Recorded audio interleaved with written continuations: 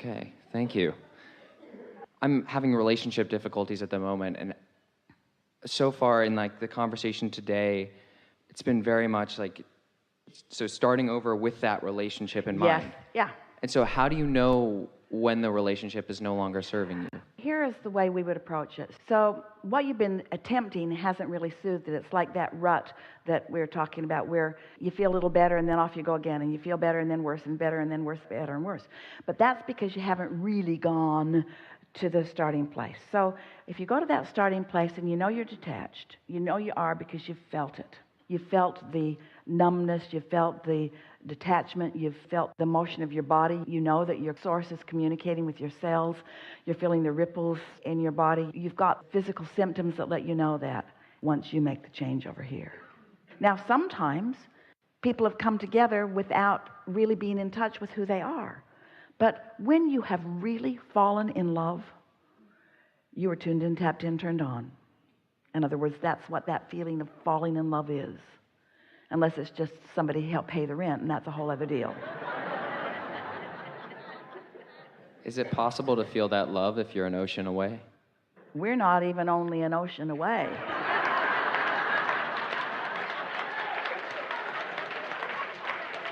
In other words, when you start talking about speeds of energy that are faster than the speed of light, then an ocean away, we can't even demonstrate something brief enough. Okay.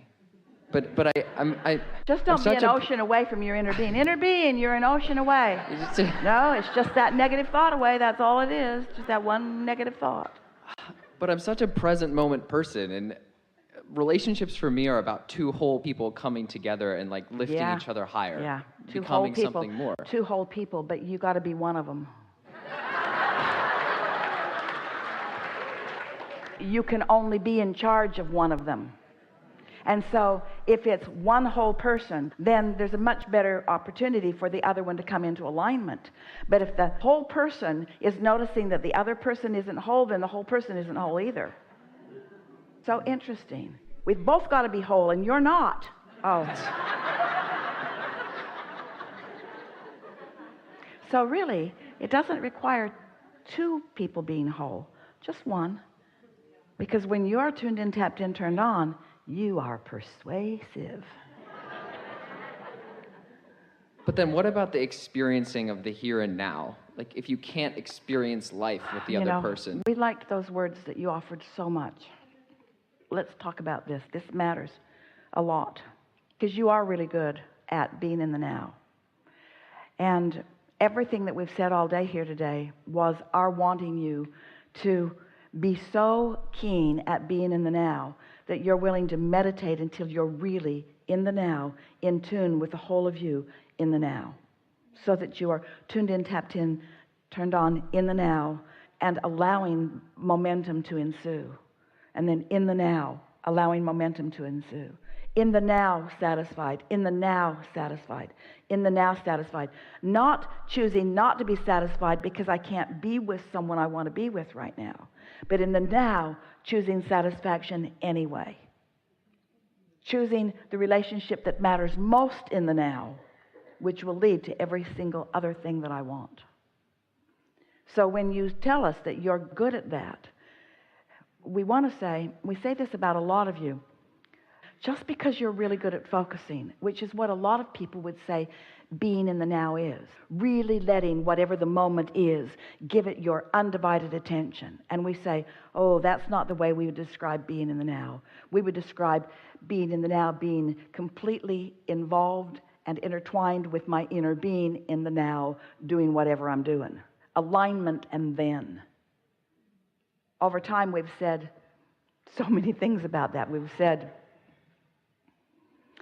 find a good feeling place, and then for a while we said, get into the vortex, and then for a while we said, get on the high-flying disc, and now we're saying, get into the receiving mode, and in all of that, what we've been saying is, intertwine with the whole of who you are, and then be in the now with the whole of who you are. And when you be who you really are, then you don't feel lonely, because your inner being is never focused upon anything that feels like lack or like absence, you see. And then as you focus upon this one you love, even though that person is far, far away, vibrationally not. How often? We know it happens a lot with you, with all of you. It happens to Esther many times every single day. At the same moment she's calling someone, they're calling her. At the same moment she's texting someone, they're texting her. And often they're saying exactly the same thing, and then they both write, ha ha, LOL. Because there it was. They were so tuned in, tapped in, turned on. There is no distance or space between. When Jerry made his transition into non-physical for a while, Esther was so sad, and she would say, where is he, where is he, where is he? And finally we convinced her, if you will stop looking where he isn't and look where he is, you will feel so much better. And so there is a vibrational basis of this relationship, and the distance doesn't matter. You can find alignment anyway. And then the manifestations continue to come. We're not trying to talk you out of those manifestations. We want them for you. We agree with Esther. We want you to want what you want, and we want you to be so ready to be ready to be ready that there is often a full manifestation of it. But you just can't get there from there. You can't get to a satisfied place from a place of lonely any more than you can set your radio dial on 101 FM and hear what's being broadcast on 98. Okay. Enough? Yeah, More? I got some work to do. Let's hear it. Let's hear it. Give it to us. The work that I need to do? Yeah. I just need to get better in touch with who I am. I don't feel like the one... I like to think that I'm the one that's whole. I'm looking forward to getting in better touch with who I am. And when I'm there, I know it. Yeah. And I am miserable when I'm not there because I've been there often and I know what it feels like. And I will not put up with not being there. I'm going to be so present in my now that I'm going to demand of myself alignment first. And if I don't make it, no big deal. Tomorrow's another day, tomorrow's another day, tomorrow's another day.